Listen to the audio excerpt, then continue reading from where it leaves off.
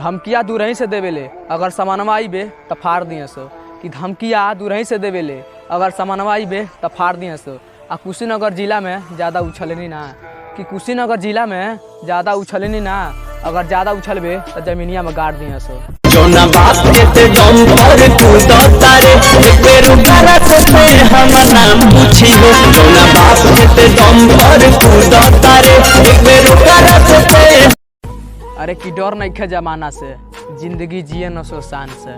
अरे की डर नहीं खे जमाना से, जिंदगी जिए न सो शान से। अगर ज़्यादा फड़फड़ाइबे तो मार दिए सो गोली, और थाना में जाइए सो सीना तान के। बाकी कोई आँख दिखावे अपना के करा में औकात बा। बाकी कोई आँख दिखावे अपना के करा में औकात बा। अगर ते दूध मंगबे तो खीर देव, अगर ते दूध मंगबे तो खीर देव। आ कुशीनगर जिला में आके ढेर दोगलई करबे न तो बेटा बीचवे में से चीर देव।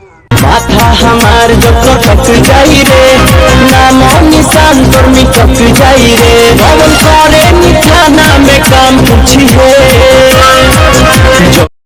तो भाई वीडियो अच्छी लगी हो तो वीडियो को लाइक करें और चैनल को सब्सक्राइब करें, हो सके तो शेयर कर दीजिएगा प्लीज़ भाई।